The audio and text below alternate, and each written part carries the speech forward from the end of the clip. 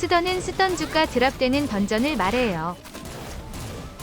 스던주에서는 각종 인챈트를 랜덤으로 획득할 수 있고, 스던주에서는 대표적으로 차분함과 질주 인챈트가 나와요. 또한 1억가량의 미지의 황금 팔찌도 고급 미지의 팔찌 장식함을 통해 드랍이 돼요. 스던은 레이드와 다를 바가 없다고 보면 돼요. 스던은 두 종류가 존재하며 주마다 바뀌는 형식이에요. 스던의 종류에는 콜루와 레지나가 있는데 이 둘은 로메르와 같은 스펙을 지니고 있어요. 하지만 콜루는 일반 레이드와는 다르게 8인 레이드예요. 따라서 일반 레이드와 달리 최소 데미지 기여도가 1%예요. 그리고 스던은 여부가 따로 없어요. 스던에서도 여러 문제로 트러블이 자주 일어나곤 해요. 자, 그럼 스던 공략을 시작해볼게요. 먼저 콜루예요. 콜루는 홀딩 순서를 정하고 가요. 콜루는 중간 보스와 보스가 따로 있는데 중간 보스를 잡고 연속 홀딩이 시작되는 메커니즘이에요. 파티리스트 순서대로 위에서부터 1번부터 8번까지 정순 홀딩이 국룰이에요. 이런 식으로 방장이 출발할 때 말해줘요. 만약 까먹고 말을 안 하더라도 정순이 국룰이기 때문에 그냥 정순으로 알고 있으면 돼요. 다만 정순이 아닌 예외의 경우가 있는데 그건 바로 방장이 델리아인 경우예요. 델리아는 1홀이 안 되기 때문에 2홀 후 1부터 정순으로 가거나 8번에서 1번으로 역순으로 가는 경우가 있어요. 그런 경우는 방장이 말해줘야 하므로 채팅을 보고 따르면 돼요. 스던이 시작하면 동서남북으로 문이 열려요. 이때 모든 캐릭터가 중앙을 보고 서 있기 때문에 그냥 자신의 뒷방향으로 들어가면 돼요. 여기서 뒤로 가지 않고 방을 골라가다가 싸움이 난 적이 상당히 많은 편이에요. 흔히 불방구 방이라고 해서 배려한답시고 불방구 골라가는 사람도 있긴 한데 누구한테는 고맙겠지만 누구한테는 또 거슬릴 수 있어요. 그러니 그냥 뒷방 가면 돼요. 괜히 다쳐요. 뒤로 가서 여기 있는 발판을 밟고 있으면 중보가 나와요. 아, 그리고 한 명이 튕겨서 한 명이라도 발판을 밟지 못하면 게임이 시작이 안 돼요.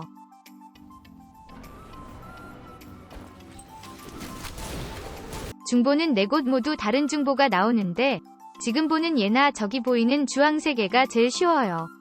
자리 싸움이 일어난 것도 얘네 둘이가 가장 쉽기 때문에 자리 차지하려고 싸움이 일어난 경우가 많았어요. 근데 이제 하도 싸우니 서로 뒷방 가요. 그냥 뒷방 가면 돼요.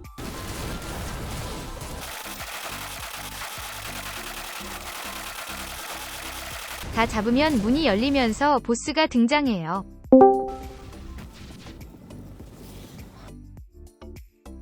그러면 이제 아까 정했던 홀딩 순서대로 1번부터 홀딩을 바로 넣음으로써 연홀이 시작된다.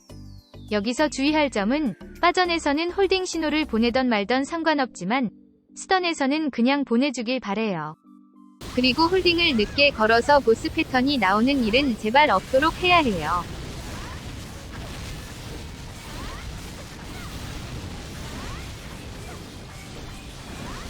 본인 홀딩이 오래 걸리는 미울이나 이비 같은 홀딩은 미리 써주길 바래요. 방금처럼 홀딩이 늦게 걸리면 불방구 패턴이 나올 수 있기 때문에 상당한 민폐를 끼치게 돼요. 뒤에는 그냥 후두려 패면 되는데 스던은 부분 파괴를 하면 부파코어에서 무력템이 드랍돼요. 여기 주황파를 그냥 겁나게 때리면 부파가 돼요. 마지막으로 콜루에서 인연 스킬을 쓸 거면 사전에 말을 꼭 해주세요.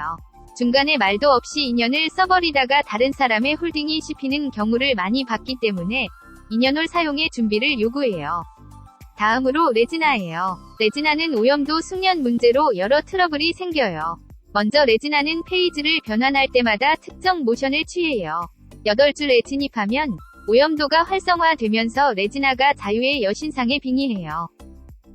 그러면서 빨간 이펙트를 뽐내는데 이처럼 페이지 전환 때는 홀딩이 안 들어가요. 그리고 다음 페이지 전환은 5줄 진입 시에 해요.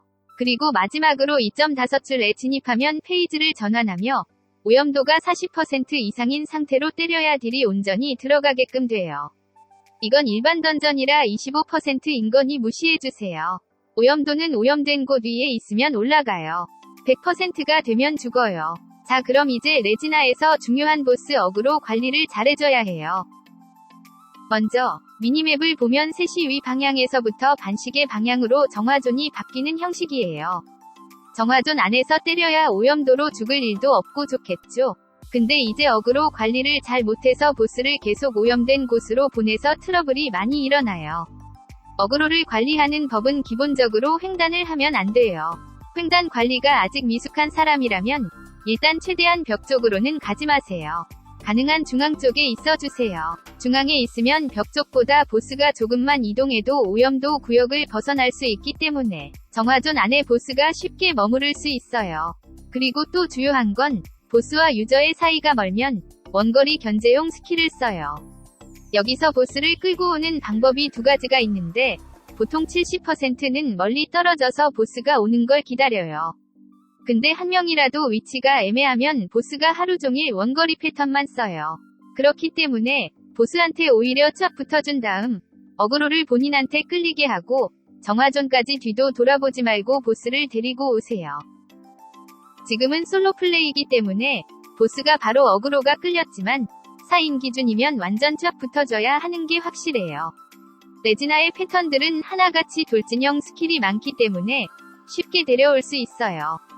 그리고 중간에 붕 뜬 다음 잡히면 죽는 즉사기를 시전하는데 위에서 내려올 때 제발 중간 클린존 안으로 들어오세요. 그리고 연호를 할 때는 연호라는 시간까지 고려해서 다음 클린존에 걸치게끔 첫 스타트를 끊어주세요. 하지만 좀 있으면 클린존이 바뀔 것 같은 시간이면 아예 초록색 땅 위에서 첫 번째 홀을 시작하는 것이 베스트이긴 해요. 여기까지 쓰던 공략을 마칠게요.